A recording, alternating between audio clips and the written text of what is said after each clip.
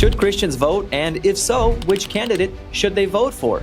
With Election Day fast approaching, these are questions many believers are grappling with. While the Bible doesn't specifically address voting, it provides clear principles that can guide us in making informed choices that reflect our faith. In this video, I'll not only discuss biblical guidelines Christians can follow when voting, but also take a closer look at key policies from both the Republican and Democrat parties that directly impact Christian voters, whether it's issues like abortion, religious freedom, or family matters. Understanding where each party stands on these issues can help you make a decision that aligns with your faith and biblical values. But before I get into all that, if you're new to my channel, my name is Greg Sarita. I make Christian videos discussing Bible prophecy, Bible questions answered, and Bible doctrine, to name a few. So if you'd like to learn more about the Bible, make sure to subscribe to my channel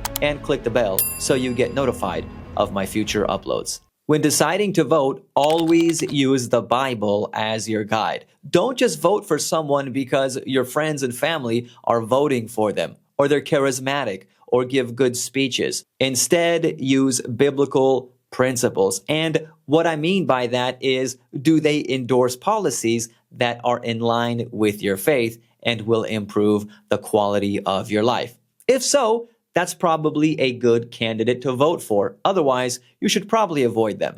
Also, no candidate or political party is going to be perfect. Only God is perfect.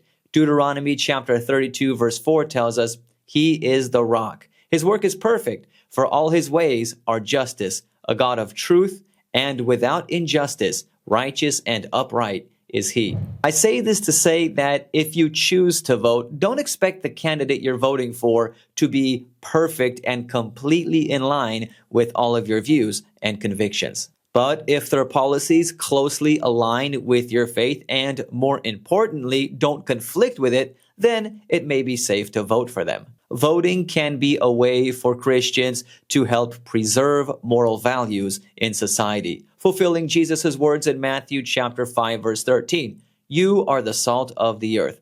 But if the salt loses its flavor, how shall it be seasoned? It is then good for nothing, but to be thrown out and trampled underfoot by men. In biblical times, they didn't have refrigerators like we do today, so to preserve foods and keep them from decaying, especially meats and fish, they would use salt. Jesus used salt as a metaphor to show that Christians are meant to preserve godly values and moral standards in society, preventing spiritual and moral decay. When Christians vote for a candidate or political party that promotes biblical values, we help accomplish this. Now I want to talk about some of the issues Republicans and Democrats have taken sides on that affect Christians. Let's start with the issue of crime. God told the Israelites in Jeremiah chapter 29, verse 7, "And seek the peace of the city where I have caused you to be carried away captive, and pray to the Lord for it, for in its peace you will have peace."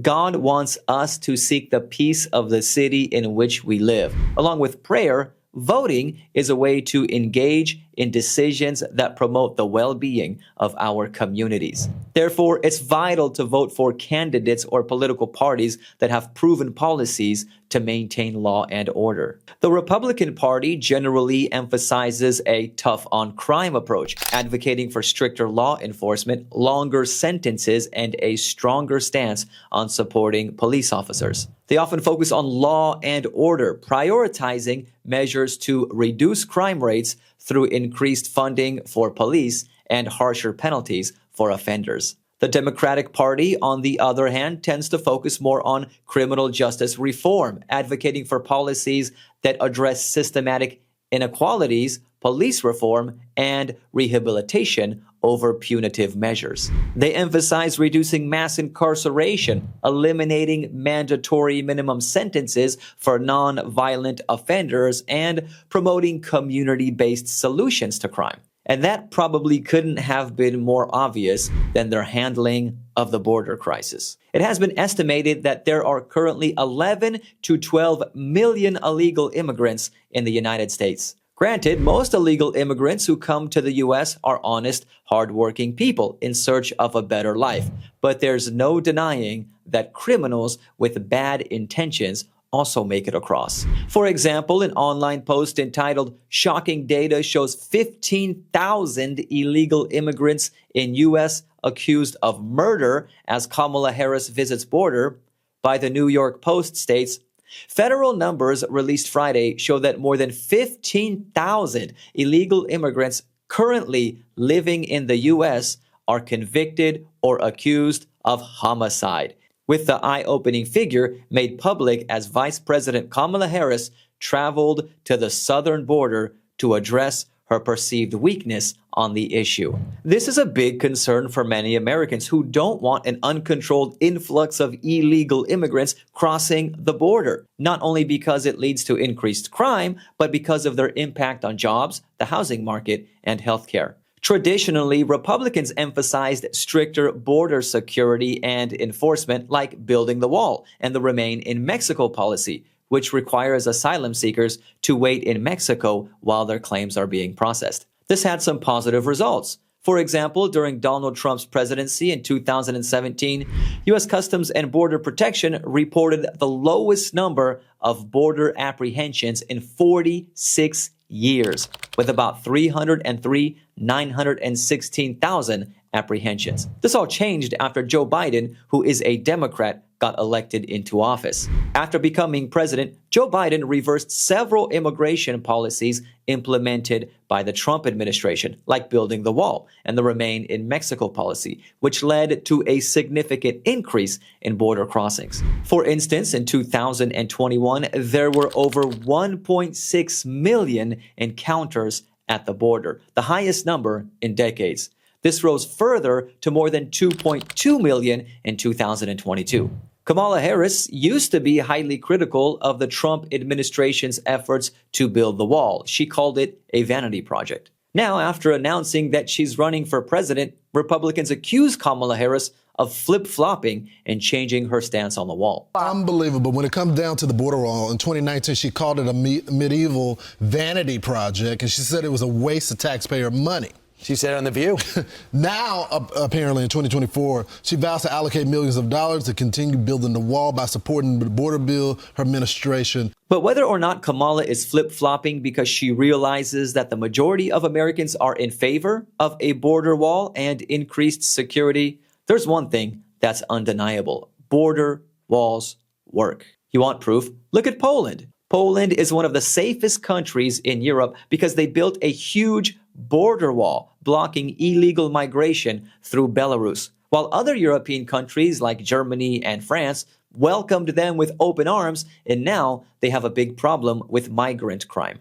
Watch how Polish politician Dominik Tarczyński explains how Poland avoided Europe's illegal migrant problem. The problem started in 2015 when migration started from Muslim countries. That's why they called me Islamophobe. It has nothing to do with Islamophobia. This is just a fact that from 2015, millions, not hundreds of thousands, millions coming to Europe were coming from Muslim countries. So that was a flat wave of Muslim illegal migrants. And we knew and we know that this is a hybrid war, organized by Putin through Belarus. So if someone is asking me how is it possible, it's very simple. We built the wall. That's number one. Mr. Trump was inspiration. Then very, very sad thing. This is the $1.9 billion wall with the Belarus, like 18 meters high. That's right. Like, can you pull this wall up that they built? That's right. So that was the first decision when the crisis started. Then, unfortunately, one of our soldiers was killed with a spear by one of illegals, and our parliament passed a law that we can use live bullets now. So if you want to come to Poland, you will be killed. I'd like to probably, some of them will watch this interview.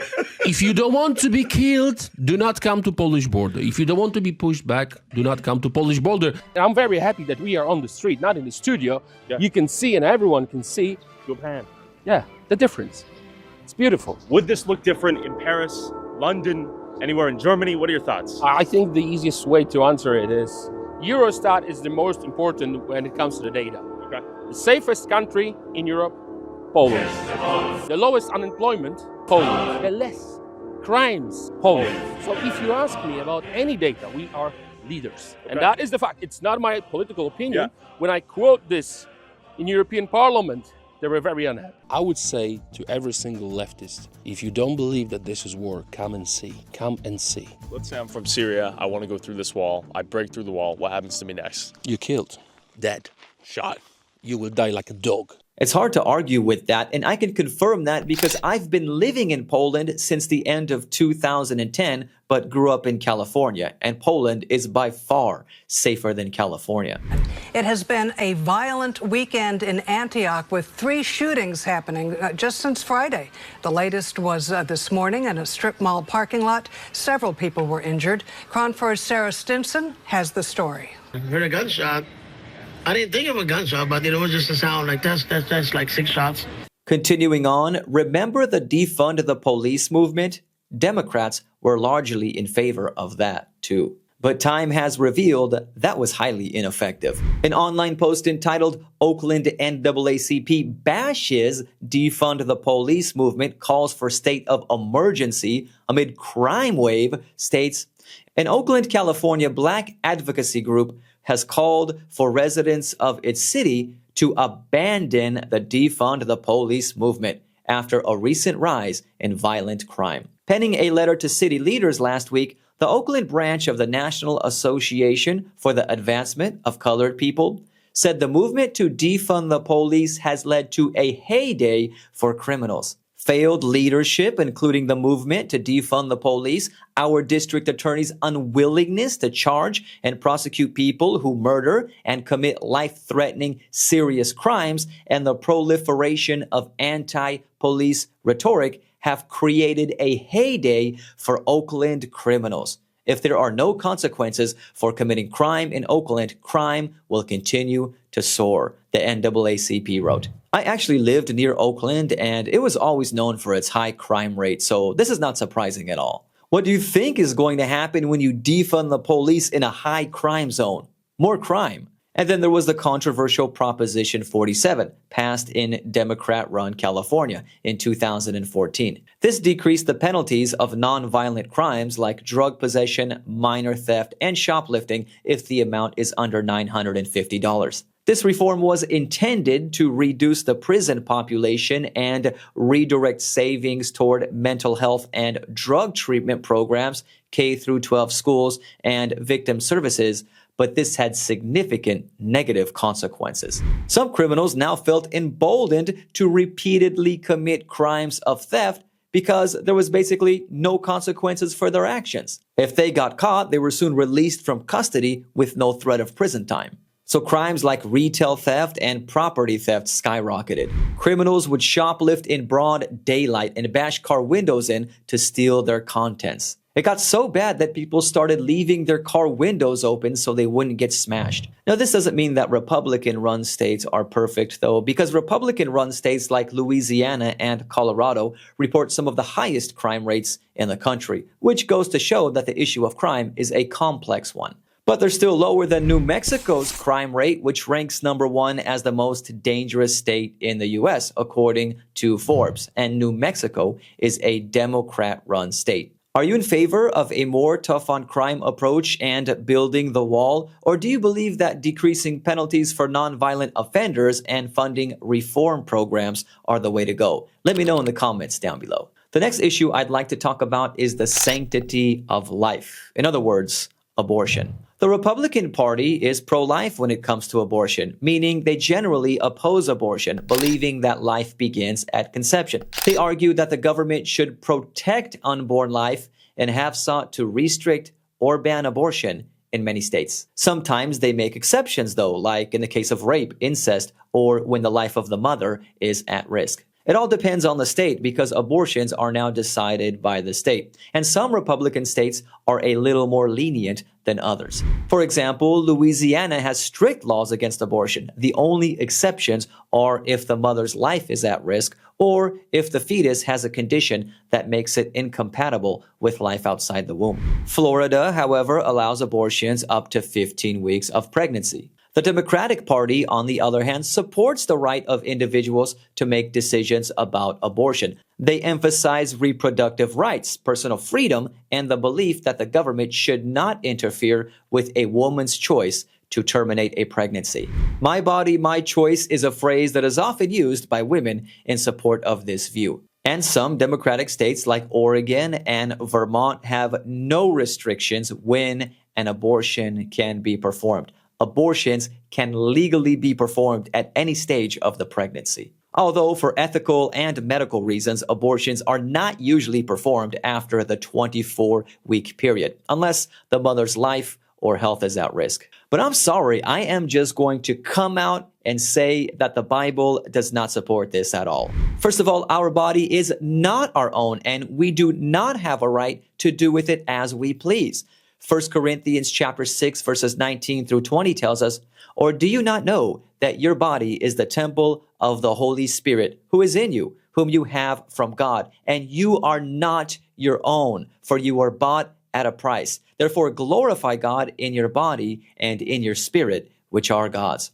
Our body belongs to God. He has redeemed us through Jesus' sacrifice, and we are to live to glorify Him. Furthermore, the Bible places a strong emphasis on the sanctity of life. And from a biblical perspective, life is viewed as a gift from God that begins before birth. For example, God told the prophet Jeremiah, "Before I formed you in the womb, I knew you. Before you were born, I sanctified you. I ordained you a prophet to the nations." Notice that God recognized Jeremiah as a person even before he was born and already had a plan for his life. And of course, that's the same with us. There are no illegitimate children in the eyes of the Lord. So if you get pregnant and decide to abort your child, you are interfering with the divine will and plan for that child. Not only that, since God recognizes us as people even before we are born,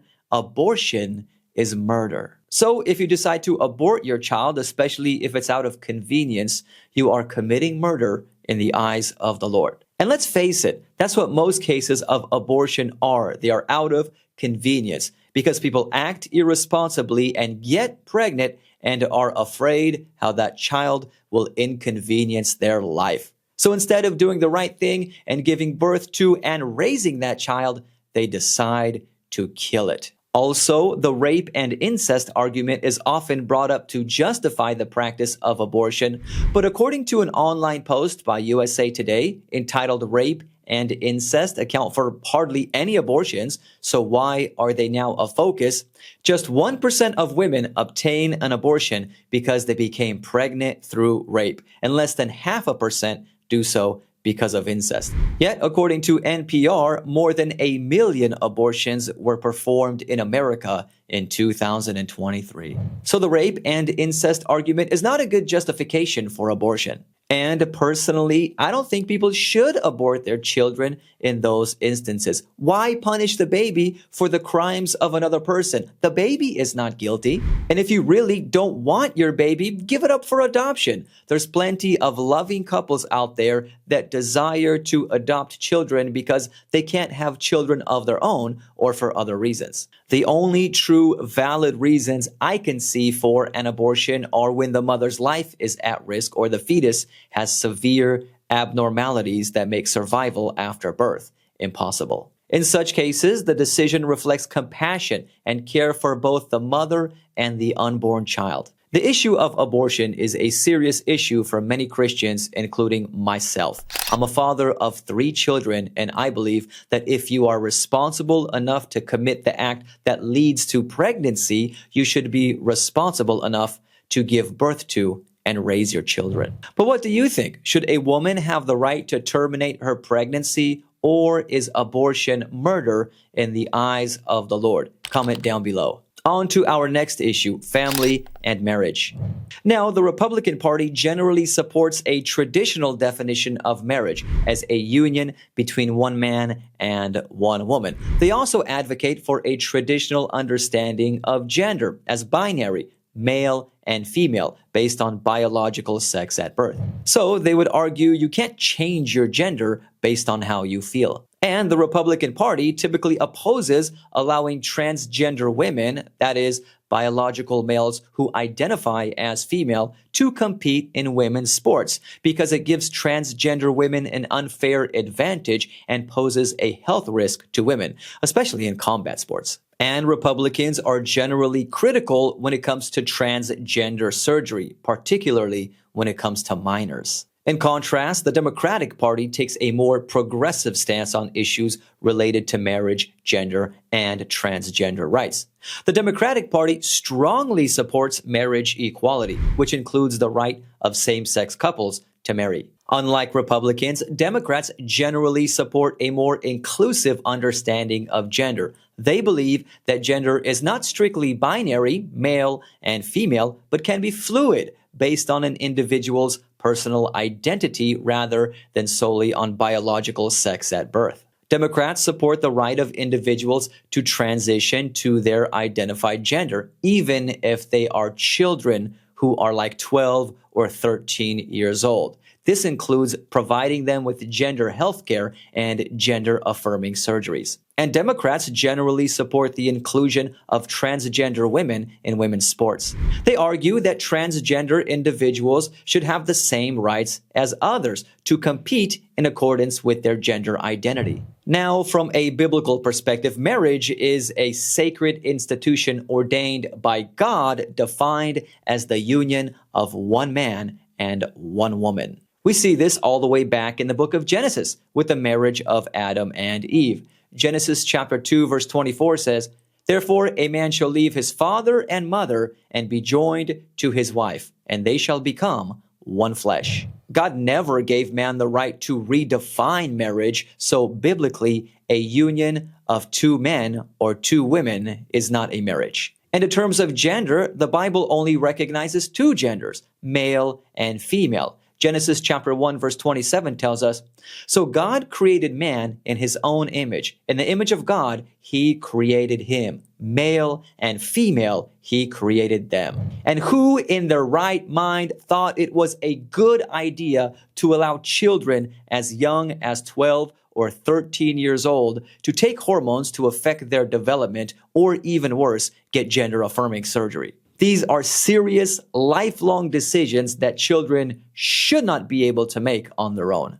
They can't even drive until they're 16, get tattoos or smoke cigarettes until they're 18, or drink alcohol until they're 21 for their own safety. But they can take irreversible hormones and get life-altering surgeries before they hit puberty. That makes no sense. I understand if you're an adult and you want to transition, fine, that's your business. But children need the wisdom and guidance of mature adults when it comes to decisions like this, because they can't foresee the lifelong implications of such serious choices. Children often make decisions in the moment based on how they feel or what they think they want at that time, which is not always good. Trust me, I know. I have 3 daughters. My oldest daughter is 10 years old. And if I would let them have what they wanted all the time, they would never go to school, eat sweets every meal, and play games on my smartphone all day. I would be an irresponsible parent if I did that, because that would be detrimental to their health. Often, parents are pressured into allowing their children to take hormones or get gender-affirming surgery with the claim that it's good for their mental health and well-being. In other words, if they don't get the surgery, they could become depressed or suicidal. However, an online post entitled "Transgender Interventions Harm Children" by the American College of Pediatrics states that puberty blockers may cause mental illness like depression and many other serious side effects, including osteoporosis, mood disorders, seizures, cognitive impairment, and, when combined with cross-sex hormones, sterility. Also, when girls are given testosterone to transition to males, their levels are raised 10 to 40 times higher than the normal range. These are high doses of testosterone that could lead to multiple psychiatric problems, including mania, hypomania, major depression, and psychotic symptoms. The article concludes with transgender interventions for children are experimental and dangerous. And then there's the transgender surgeries. I don't know if you've seen any pictures of these operations. I have online, and let me tell you, it's some real Frankenstein stuff. They literally butcher some of these children, leaving huge lifelong scars or just cut off body parts, and the result looks bizarre. I don't think I can show you any pictures here, but you can probably find some if you look online. But it's bad. And there's testimonies from people who did this as children or young adults and now admit it was a big mistake. They totally regret it. Just watch this clip. It's a little graphic, but some things need to be said. I got convinced that I was a woman trapped in a man's body. I grew up in a very conservative Muslim country. I didn't feel like it was safe for me to be a gay man. I came to the United States and I stumbled across the notions that you could change your gender, but I didn't realize how severe and dramatic assignment surgery was. After everything I've been through, none of the surgeons told me I was supposed to take some kind of hormone to be healthy. I'm actually taking both estrogen and testosterone because my drive goes up through the roof. My neural depth is only 1 inch, and that makes it impossible to have candidates. I'd much rather have my back and just live my life quietly. This is not reversible. That's the message I want to put out. That man said a very important thing at the end of that clip. This is not reversible. You have to live with the consequences of it for the rest of your life. Is this what you want for your children? Instead of helping them when they have doubts about their gender because they've been watching too much TikTok, reassure them that God created them the way they are. He didn't make a mistake, and He has a plan for their life just the way they are. What do you think? Should children be allowed to make life-changing decisions about their gender before they even hit puberty? Or is it the parents' responsibility to guide them, to help them understand their identity and God's plan for their life? Let me know in the comments down below. The next issue I'd like to talk about is religious liberty.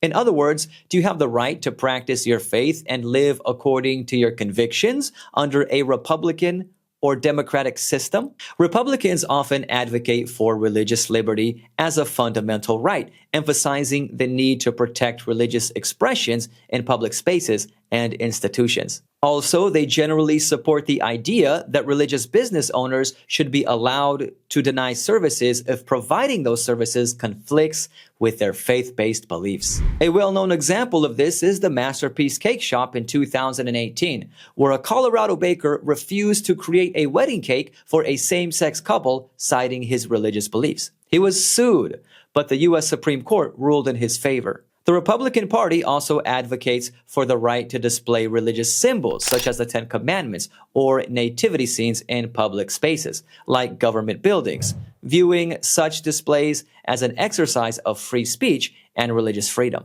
There was a recent controversy about this in Louisiana. Republican Governor Jeff Landry signed into law legislation that requires a poster-sized display of the Ten Commandments in all public classrooms, from kindergarten to state-funded universities. In an online post entitled "New Law Requires All Louisiana Public School Classrooms to Display the Ten Commandments" by the Associated Press, he was quoted as saying, "If you want to respect the rule of law, you've got to start from the original lawgiver, which was Moses, who got the commandments from God." Now, how does the Democratic Party differ from this? While Democrats also value religious freedom, they tend to focus on ensuring that it does not come at the expense of civil rights protections, particularly for marginalized groups like the LGBTQ+ community. So, under a democratic system, if you're a cake maker and deny a same-sex couple service,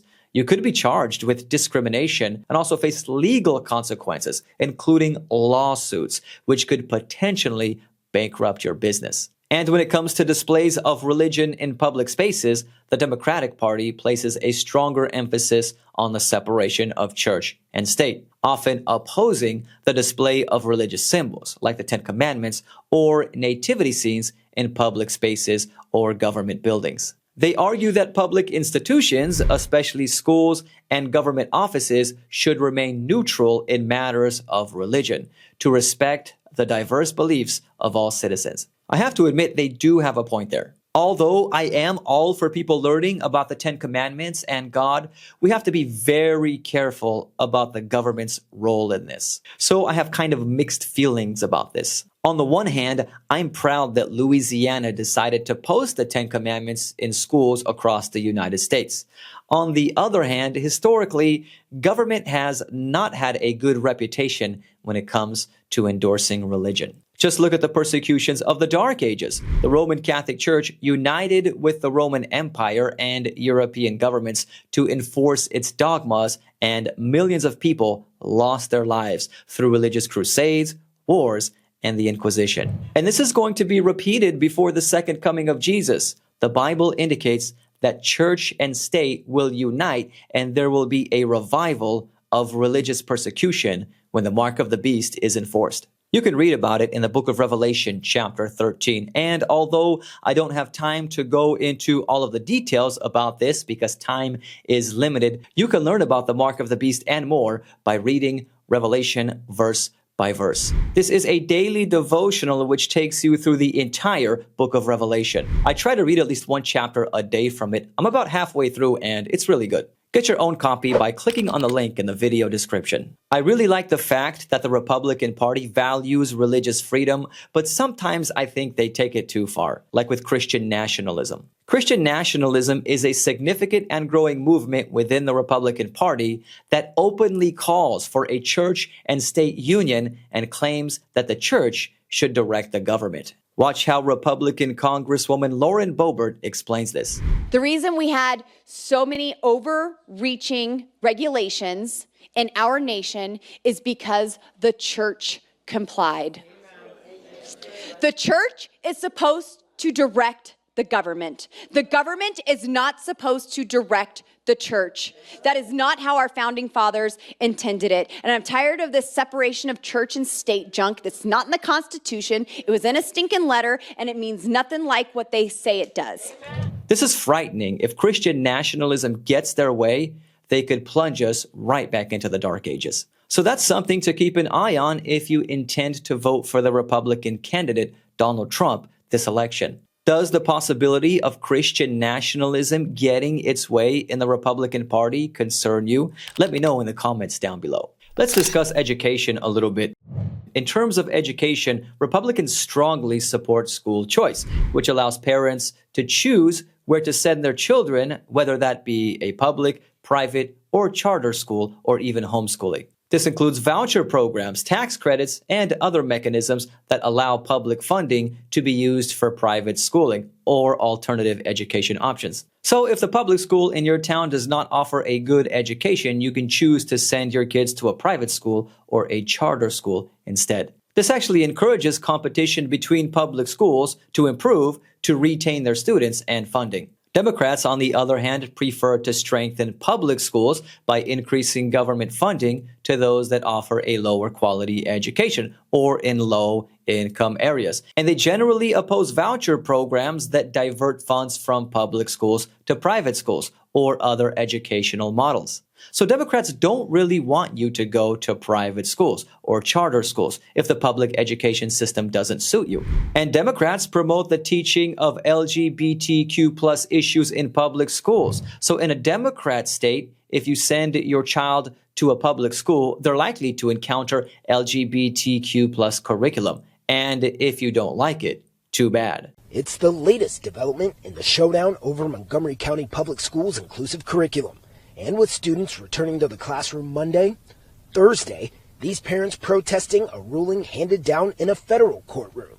Well, it's very disappointing, quite honestly. Back in May, 3 families suing MCPS over the school district's decision to add reading materials with LGBTQ themes like Pride Puppy and Uncle Bobby's Wedding.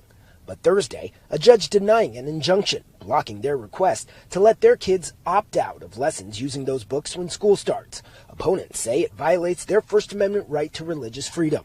We are really fighting for the 90% of the faith community that don't have an option. The problems aren't just the books that are being read, it's that there are discussions being handled by untrained MCPS staff. Hours before the ruling, the curriculum controversy drawing a crowd of LGBTQ advocates who agree with MCPS. I think it's really important that everybody is included, that kids get exposure to people who are not like them. In a statement, a rep for the school district saying MCPS remains committed to cultivating an inclusive and welcoming learning environment and creating opportunities where all students see themselves and their families in curriculum materials. We want to just ensure that everyone feels like they belong, that they have a place, and that there's authentic representation. We will still continue to fight for what we believe is a good middle ground, which was the opt-out option. And this lawsuit is still ongoing. Attorneys for those families say they will make their case in the Fourth Circuit Court of Appeals this fall. Schools that teach LGBTQ plus curriculum are supposed to give parents the option to opt their children out of those lessons. But as you see, that's not always the case. So if it's important to you to have the right to choose where your child goes to school and, more importantly, what they're being taught, you need to take this into consideration. Children's minds are very impressionable, and children are also our future leaders. So what they're taught today will shape the policies of America in the future. And since we're on the subject of children, I'm helping my friend Sandra raise money to renovate a building in the Tatra Mountains in Poland for Adventist youth retreats. Sandra has been a youth volunteer for 15 years, and she dreams that Adventist youth in Poland can have a place to engage in meaningful activities, form lasting friendships, and deepen their faith. This is also important for me since I live in Poland and have 3 daughters that are involved in Pathfinders. Please consider donating to this fundraiser to help make Sandra's dream a reality. Click on the link in the video description to read all about her fundraiser and donate today. As we approach Election Day, it's vital for Christians to engage thoughtfully in the voting process. Remember, our ultimate allegiance lies with God's kingdom, and our votes should reflect biblical principles rather than mere political loyalty. While neither the Republican nor Democrat parties will fully align with our values, understanding their positions on critical issues can help you make informed choices. Now, I'm not going to tell you who I would vote for, and you don't have to tell me either. Sometimes it's best to keep these things private to avoid division. And voting is not a requirement either. As a Christian, you don't have to vote if both political parties have policies that conflict with your faith too much. But if you choose to vote, do it prayerfully and ask God for wisdom to help you make the right decision. I've done the best I can to present you with some of the major policies of the Democrat and Republican parties. Hopefully this has been helpful to you. It has been a real learning process for me. And I hope the information provided in this video will help you make the right decision this coming election for your faith, your family, and your future. Click on the screen to check out some more of my videos. I have a lot of good Christian videos, which I'm sure you'll enjoy if you liked this one. Also, please like and share this video to help spread God's word. Thank you for watching, and God bless you.